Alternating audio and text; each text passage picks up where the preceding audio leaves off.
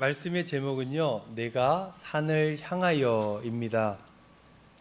시인은 왜 산을 향하여 시선을 그렇게 돌리라고 이야기를 했을까? 왜 그렇게 노래를 했을까? 왜 사람들은 예루살렘 성전에 올라갈 때 불렀던 노래 아닙니까? 왜 다 같이 올라가면서 산을 바라봐야 된다고 함께 노래하며 올라갔을까?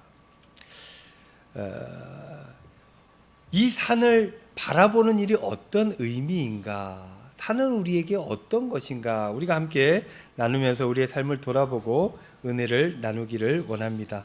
당시 사람들은 당연하게 받아들였을 거예요. 아, 이게 어떤 의미이다. 너무 잘 아니까 그냥 그렇게 노래하고 올라갔던 것 아니겠습니까? 그러나 지금 우리가 이 오랜 책을 볼 때 이게 어떤 의미인가는 연구를 해봐야 되고 주석책을 열어봐야 되고 당시의 상황들을 살펴볼 필요가 있다라는 것이죠.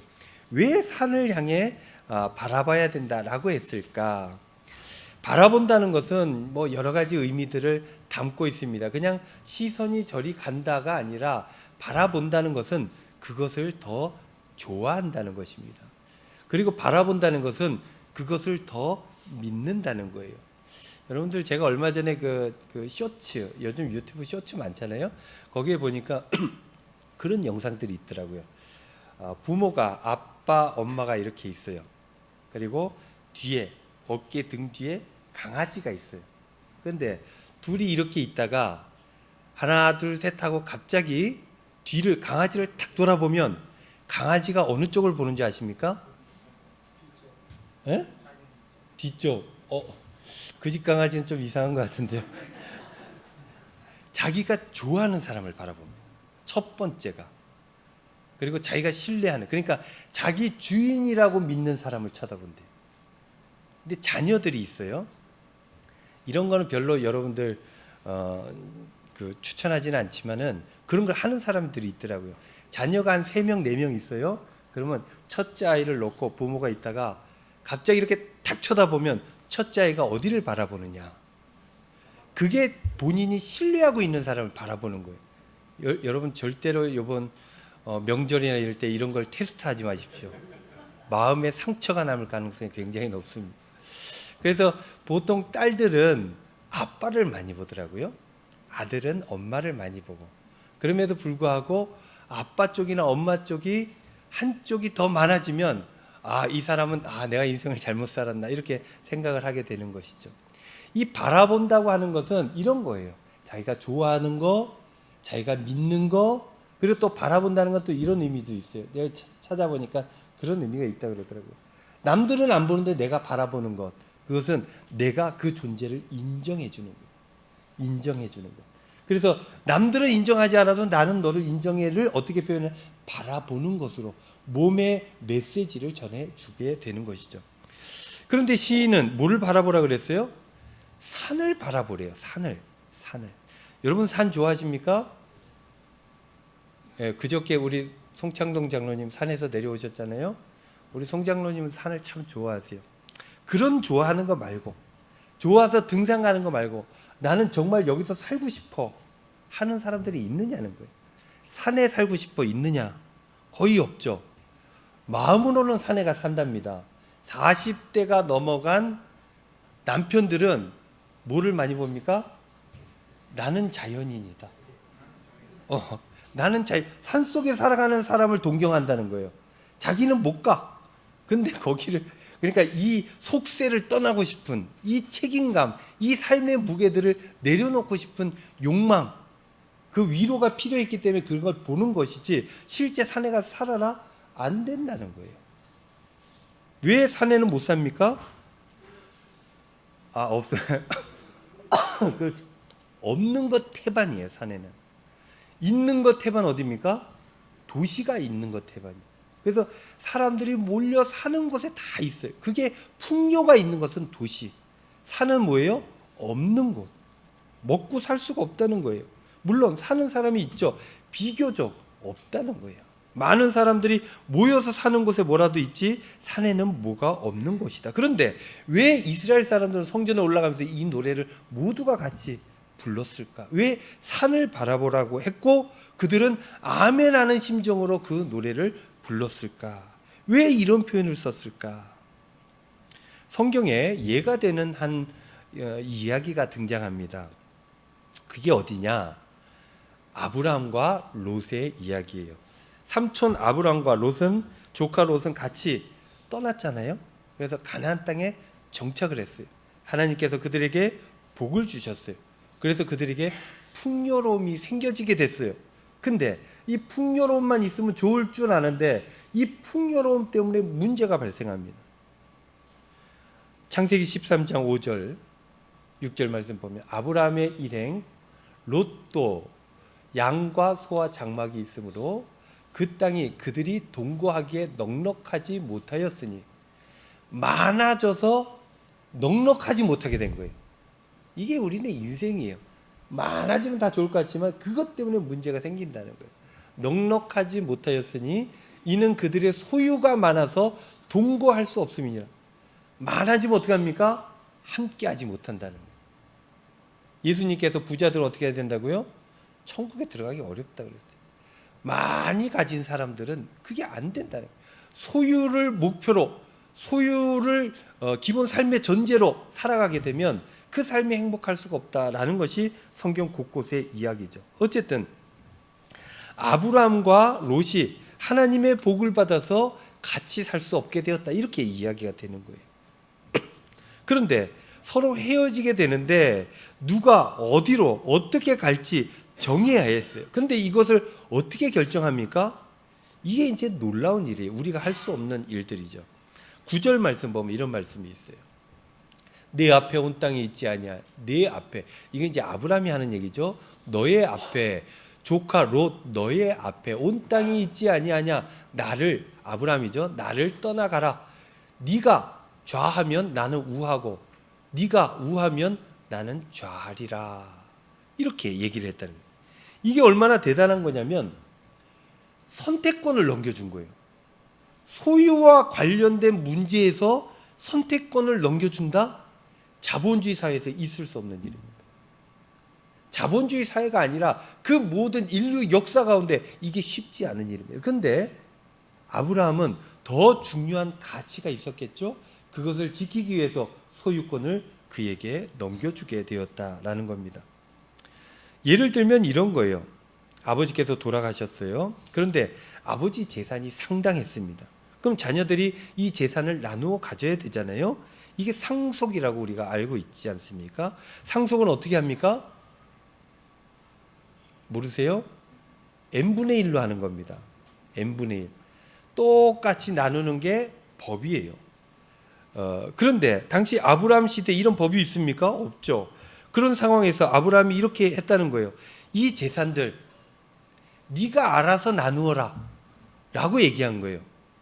여러분 상상이 좀 가십니까? 있을 수 없는 일이죠. 이렇게 하면 무조건 다투게 돼 있습니다. 무조건. 가능하지도 않고 싸움만 나는 것이죠. 아브라함이 뭐라 그래요? 네가 어느 쪽으로 가든지 네가 가는 반대쪽으로 내가 갈게. 너는 네가 좋은 거 판단해서 가져라고 하는 얘기입니다. 이게 믿음의 조상 아브라함의 삶의 모양새였다는 거예요. 아브라함의 삶에 굉장히 특이점들이 몇 가지가 있잖아요. 그 중에 잊혀지지 않는 이야기 중에 하나가 바로 이 이야기예요. 사람들은 말하죠. 이 부분에서 하나님께서 함께 하시니까 그런 결정 내렸겠죠. 하나님께서 보상해 주실 것을 아니까 그렇게 할 수 있겠죠. 그렇습니다. 우리는 창세기 이야기를 이미 다 알고 있어요. 그러니까 이 선택권을 넘겨주는 대목에서 너무너무 자연스럽습니다. 아, 그래서 하나님께서 나중에 복을 더 많이 주셨지. 그것을 아브라함이 알았으니까 이렇게 했겠지. 아브라함은 끝내 더 많은 것들을 얻기 위한 선택을 한 것 아니겠어? 라고 여겨지는 부분입니다. 그런데요, 여러분, 이게 우리 얘기라면 그렇게 자연스럽지 않습니다. 선택권을 내어줍니까? 안 내어주죠. 그렇게 하기 어려운 일입니다. 여러분, 왜 다툽니까? 선택권을 안 주기 때문이에요. 내 뜻대로 해야 되거든요. 내 마음대로 해야 되거든요. 그리고 내 뜻대로 안 되면 어떻게 해요? 지적하게 되는 거예요. 사람들이 모두가 다 이렇게 살아간다는 거예요. 관계 속에서 문제가 생기면 내 뜻대로 하고 상대방 뜻대로 안 하는 게 우리네 삶입니다. 원하는 대로 하고 싶고 그 원하는 대로 정리하려고 해요. 그게 안 되면 어떻게 돼요? 할 수 있는 것들을 하죠. 원하는 대로 하고 그게 안 되면 적어도 상대방이 비난받을 수 있도록 한다는 거예요. 우리 수요일 날 말씀 나누었잖아요. 비방한다. 없는 사실을 꾸며 만들어내는 거예요. 저 사람은 이래서 너무너무 나쁜 사람이에요. 소문을 낸다는 거예요. 왜냐? 본인이 갖고 싶은 걸 못 가졌기 때문에. 그래서 그러면 좋아. 너도 없어져 봐. 이렇게 되는 거예요. 이게 우리네 마음의 길이라는 거예요. 근데 아브라함은 좀 잘났습니다. 네가 좋아하면 나는 우아할게. 그리고 억하심정도 없고 그것 가지고 네가 이렇게 하나 안 하나 보자. 그리고 이렇게 했을 때 내가 실력 행사해야지 이런 것도 없습니다. 아니나 다를까 롯은 어떤 결정을 합니까? 10절 말씀. 이에 롯이 눈을 들어 요단 지역을 바라본즉. 그러니까는 이게 오른쪽이든 왼쪽이든 어쨌든 높은 곳에 올라갔잖아요. 이렇게 보니까 그러니까 이쪽은 헤브론 산지 지역이고 이쪽을 보니까 내리막길 쭉 내려가는데 요단 사해 근처잖아요. 그 소알까지 이게 쫙 보니까 물이 있고 물이 흘러. 요단은 진짜 굉장히 중요한 지역이 뭐냐면 요단 강이 흘러요. 그 지역에서 강은 굉장히 소중합니다. 우리는 뭐 강이 너무너무 많잖아요. 근데 그 지역은 없어요. 그래서 요단 평야 이쪽이 먹고 살기 가장 좋은 지역입니다. 그 지역을 선택하지 않을 이유가 있을까요? 그래서 바라본즉 어딜 봐요? 자기가 좋아하는 걸 바라보는 거예요. 헤브론 산지를 좋아하지 않았다는 거예요. 요단 들판을 좋아한 거고 거기 넉넉한 걸 좋아했어요. 그리고 그 풍요를 믿은 거예요. 롯에게는 다른 가치가 없었던 겁니다. 그래서 그걸 바라보고 그걸 선택하죠. 바라본 지역 소알까지, 소돔과 고모라 그 지역 소알까지 온 땅의 물이 넉넉하니 여호와께서 소돔과 고모라를 멸하시기 전이었으므로 여호와의 동산 같고 애굽 땅과 같았더라 그랬습니다. 누가 그렇게 봤다고요? 롯이 그렇게 봤다고요. 쭉 바라보고 제일 좋은 거 보고 선택의 여지가 없습니다. 그러면 삼촌 내가 이리로 갈게요. 그러고 그렇게 간 겁니다. 창세기 13장 11절 말씀에 보면은 이런 말씀이 있죠. 11절 그러므로 롯이 요단 온 지역을 택하고 동으로 옮기니 그들이 서로 떠난지라. 그렇게 헤어졌다라는 것입니다. 여러분 그럼 롯 입장에서 생각해 보세요. 롯이 나쁩니까? 여러분들이 롯이다 이렇게 생각하고 해보세요. 다른 결정하겠습니까? 롯의 선택은 우리 생각에 잘못되지 않았죠. 오히려 잘했다.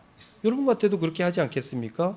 싸워서 뺏은 것도 아니고 삼촌이 선택하라고 해서 삼촌 말씀대로 선택한 것뿐이었습니다. 그런데 자신이 보기에 어디가 좋아요? 동쪽이 좋았던 거예요. 그러면 동쪽으로 내가 가겠다. 왜요? 풍요로우니까. 더 많이 가질 수 있으니까. 좋은 땅을 많이 가지고 있는 것이 하나님 앞에 축복으로 보여지지 않습니까? 여러분 평당 1,000만 원짜리 땅이 있고 평당 100만 원짜리 땅이 있어요. 여러분들 보고 둘 중에 하나를 선택해라. 그러면 뭐 선택합니까? 왜 아닌 척하고 있어요? 무조건 1,000만. 저도 그렇게 하겠어요. 1,000만 원짜리 그 땅을 선택을 하죠. 여러분들이 선택권을 가지고 기득권을 가졌어요. 그럼 더 좋은 것을 선택하는 게 당연지사입니다. 이러한 롯의 선택은 누가 봐도 당연한 거예요. 그 선택은 오히려 하나님의 뜻에 따른 축복으로 보여지기도 한다라는 것입니다. 사람들은 좋은 걸 바라보죠. 아까도 얘기했잖아요. 믿는 것을 바라봅니다. 롯이 보기엔 뭘 바라봐요? 요단 평야를 바라봤어요. 그걸 보고 그걸 좋아하고 그걸 믿었다는 거예요. 가장 세속적인 판단, 그것은 당연한 거였어요. 그래서 롯에게는 죄책감도 없었습니다. 하라 그러니까 오케이 한 거예요. 그리고 좋은 걸 얻었어요. 다 좋아졌다. 롯 입장에서는 그렇게 생각하죠. 여러분 세상 사람들이 다 이렇게 살아갑니다. 평당 1,000만 원짜리 하는 아파트에 살고 싶어요. 강남에는 평당 한 1억쯤 하겠죠. 1억 하는 아파트에 살고 싶어요. 살고 싶지 않아도 가지고 싶어요. 갖고 있고 싶어요. 그 부동산은 불패한다고. 그걸 많이 가지면 내가 더 잘 될 거라고 다 그런 신화들을 믿고 있지 않습니까? 다 그렇게 생각한다는 거예요. 그런데 아브라함의 후손들, 지금 이 노래를 부르고 있는 이스라엘 백성들은 성전에 올라갈 때 이렇게 노래했어요. 저 좋은 것들을 바라보라 라고 노래한 게 아니고 저 아무것도 없는 곳을 바라보라, 즉 산을 바라보라, 이렇게 노래했다는 거예요. 왜? 그들은 1억 원짜리, 평당 1억 원짜리 아파트를 바라보고 꿈꾸고 그러면 좋을 텐데 왜 아무것도 없는 산을 바라보라고 했을까? 왜 그것도 굳이 눈을 들어서까지 애를 쓰라는 거예요. 눈을 들어서 바라보라는 거예요. 애를 써서 바라봐라 라고 노래했을까? 왜 그랬을까? 아브라함의 그 다음의 삶을 이스라엘 백성들은 누구나 다 알고 있었기 때문입니다. 그러한 선택으로, 그 모자란 선택인 것 같지만 그러한 선택으로 본인들이 지금 존재하고 있다는 것을 알고 있기 때문이에요. 창세기 13장 14절 말씀 보면요, 롯이 아브라함을 떠난 후에 여호와께서 아브라함에게 이르시되 너는 눈을 들어 너 있는 곳에서 북쪽과 남쪽 그리고 동쪽과 서쪽을 바라보라, 사방을 바라보라, 이런 거예요. 보이는 땅을 내가 너와 네 자손에게 주리니 영원히 이르리라, 이렇게 약속을 해주십니다. 롯과 반대로 갔던 아브라함에게 하나님께서 나타나셨어요. 말씀하시기를 네가 보이는 모든 땅을 너에게 또한 너의 후손들에게 영원토록 살도록 내가 해줄게 라고 약속해 주셨다라는 거예요. 여기서 중요한 것은 뭐냐면, 여기서도 우리가 놓칠 수 있어요. 중요한 건 뭐냐면 아브라함이 양보하는 선택을 했더니 더 많이 가졌더라, 이렇게 되면 성경을 잘못 보는 거예요. 세상은 보통 소유 개념으로 모든 걸 판단하죠. 얼마를 가질 수 있는가, 뭘 가졌어요, 그거 얼마짜리인가. 선물을 받으면 여러분들 뭐 합니까? 얼마짜리인지 확인하잖아요. 얼마짜리. 요즘 그거 확인하기 쉬워요. 네이버를 열고 렌즈를 열고 그 물건을, 상표를, 사진을 찍으면 그러면 인터넷상에서 얼마에 판매되는지 쫙 나옵니다. 그래서 내가 생각하는 것보다 비싸요. 그럼 저 사람이 나한테 마음이 있구나, 그때 이렇게 감사의 마음이 든다라는 거예요. 뭐 우리는 이렇게 판단하는 세상에 살고 있다는 거예요. 내가 얼마를 가질 수 있는가가 모든 가치 판단의 기준이 되는 경우가 얼마나 많습니까? 그래서 그 프레임대로 하나님께서 아브라함에게 더 많은 걸 주시지 않았는가? 아브라함이 끝내는 롯보다 더 많이 가지지 않았는가? 그러니 아브라함이 복받은 사람 아니겠는가? 라고 성경을 읽는다는 거예요. 그래서 아브라함에게 끝내 이득이 된 거 아니야? 그래서 급히 계산기를 두드리죠. 얼마 만에 얼마나 손해를 받고 나중에 이만큼 이득을 봤으니 플러스 마이너스해서 그러면 이렇게 되고 끝내 롯은 망했으니 이쪽은 망했고 안 되고, 이렇게 계산한다는 거예요.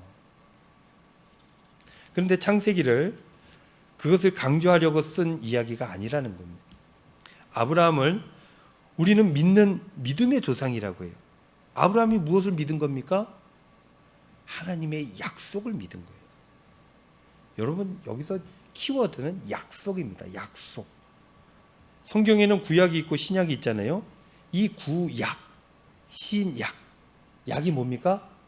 우리는 늘 농담으로 메디슨, 약, 먹는 약으로 얘기하면서 구약은 옛날에 먹는 약이고 신약은 지금 먹는 약이고, 실제 뉴스에 보면 신약 개발 뭐 이런 거 나오잖아요.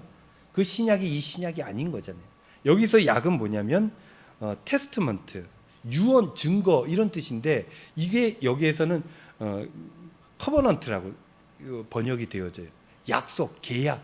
그러니까는 구약은 뭡니까? 올 테스트먼트. 이거는 옛날 약속, 옛날 언약. 그리고 뉴 테스트먼트는 뭐예요? 새로운 언약. 새 언약을 너희에게 이르노니 서로 사랑하라. 예수님 말씀 아니에요? 그게 신약이 된 거예요. 그렇게 약속에 대한 이야기다. 아브라함이 얼마를 벌었느냐가 아니라 중요한 것은 아브라함에게 하나님께서 약속을 주셨다라는 게 중요하다는 거예요. 하나님의 약속이 있고 그 약속을 믿을 때 참된 신앙인으로 승리하는 삶을 살아가게 된다. 그걸 역사적으로 보여주는 책 창세기, 그리고 모세오경. 창세기로부터 시작해서 민족이 시작되어 이제 여호수아 가나안 땅에 정착하기까지 약속이 이루어지는 얘기를 하고 있는 거예요. 그래서 중요한 건 뭐죠? 얼마를 가졌느냐가 아니라 약속이 있느냐 없느냐가 중요한 것이 이 모세오경의 이야기다라는 것입니다. 사랑하는 성도 여러분, 중요한 것은 여러분 꼭 기억하십시오. 얼마나 많이 갖느냐가 중요한 게 아닙니다. 중요한 것은 하나님의 약속이에요. 이 자본주의 사회에 살다 보니까 이 하나님의 약속은 그러면 얼마짜리냐 이렇게 묻는 사람이 있어요. 하나님의 약속은 구원이고 생명입니다. 생명은 얼마짜리냐라고 묻는 것과 똑같은 거예요. 하나의 생명이 천하보다 귀하다 그랬어요. 어마어마한 약속, 어마어마한 것을 하나님께서 우리에게 주시는데 우리는 늘 그것을 놓치며 살아간다. 무엇 때문에? 세상이 주는 풍요 때문에. 세상 것들을 놓지를 못해요. 세상 것들을. 하나님께서 주신 더 좋은 것들이 있는데 놓지를 못해서. 주일 예배도 돈 버는 일 있으면 안 오잖아요. 하나님 미안합니다. 그러고 안 오잖아요. 돈이 더 중요한 거거든. 말씀을 준비하면서 소돔과 고모라가 아닌 산을 바라보며 사는 것은 어떤 삶인가 생각을 해봤습니다. 많은 삶의 모양새들이 떠올랐는데 그래도 이것이 나에겐 가장 소중한 것 아닌가, 이렇게 풀어야 되지 않는가 하는 것들이 있었습니다. 요단 평야가 아닌 산을 바라보는 것, 세속적인 풍요가 아닌 하나님과의 관계 속에서 오는 영원에 이르는 형통의 복을 바라는 것, 이것은 무엇일까? 바로 하나님 앞에 온전한 예배를 드리는 것이 아닌가라는 생각을 하게 되었다는 거예요. 이 예배 시간이 풍요로운, 이 세상에서 주는 것보다 더 풍요로움을 주는 가장 고귀한 하나님의 능력을 얻는 시간으로 바라볼 수 있다면 우리는 산을 바라보고 온전한 삶으로 나아가는 삶을 살아갈 수 있지 않을까. 그렇지 않습니까? 아브라함은 관계를 위해서 세속적인 욕심을 버렸어요. 예배는 하나님과의 관계를 위해서 세속적인 일들을 내려놓는 것입니다. 여러분, 예배는 소출이 없어요. 소득이 없습니다. 여러분, 예배 오면 여기서 들어올 때 아이고 잘 오셨습니다 하고 차비 이렇게 주는 사람 없잖아요. 하나도 없잖아요. 오히려 헌금이에요. 헌금. 하나님 감사합니다. 헌금. 오늘 헌물도 막 내고 이랬는데 하나님께 드리는 거예요. 예배는 수확이 없어요. 이득이 없어요. 소유적 관점에서 아무런 득이 없는 거지. 오히려 손해를 보는 거예요. 또 예배를 드린다고 하는 것은 돈이 생기는 것도 아니에요. 예배 열심히 기도하고 그러면 하나님께서 막 돈을 하늘에서 쏟아 부어주고 그럽니까? 그런 것도 아니잖아요. 갑자기 안 되는 일도 예배 드리면 잘 됩니까? 아니잖아요. 하지만 예배를 통해서 우리는 어떻게 돼요? 하나님과 연결되는, 하늘과 생명과 가치와 연결되는 거예요. 그게 바로 산을 바라보는 것 아닌가. 아무것도 나한테 주어지지 않는다 할지라도 하나님 내게 주신 사랑, 그 은혜, 구원의 역사, 그것이 나를 살게 하는 줄로 믿는 그 믿음, 그걸 통해서 하나님 뜻대로 살아갈 때 하나님 책임져 주시고 나를 버리지 않고 이끌어 주실 것이다. 내가 힘들고 이렇게 어려운데 그래도 하나님 날 붙들어 주신다는 그 믿음, 그걸 가지고 살아가게 해준다는 거예요. 예배에 참여하면서 하나님 앞에 온전히 나아가면서 그렇게 된다는 것입니다. 여러분들 창세기 오늘 말씀 몇 가지 읽었는데 그 뒤에 말씀 보면요, 롯의 땅이 끝내 멸망하죠. 소금 기둥, 그 이야기가 그 뒤에 그렇게 나오는 것 아니겠습니까? 그러나 아브라함의 땅은 이어져 내려가죠. 역사가. 그래서 시편 기자들은 눈을 들어 산을 보라. 세상 것들에 빠져 살지 말고 하나님을 놓치면 안 된다라고 노래하면서 온 성도들이 성전으로 올라가게 되었다라는 것입니다.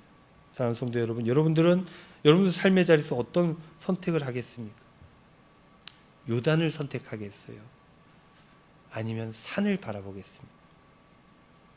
세속적인 것들로 우리는 분주할 수밖에 없어요. 우리네 삶이 원래 그렇습니다. 돈이 있어야죠. 벌어야죠. 가져야죠. 그래야 살죠. 그러나 그것이 목적이 되면 안 된다. 그것이 예배를 버릴 정도가 되면 안 된다는 거예요. 예배를 통해서 영원한 삶을 꿈꾸시고 품으시고 그렇게 아브라함처럼 산을 바라보셔서 하나님과 함께 하시고 그래서 끝내 승리하시고 일상에서도 복된 삶을 누리시는 저와 여러분들 다 되시기를 우리 주님의 이름으로 축원드립니다.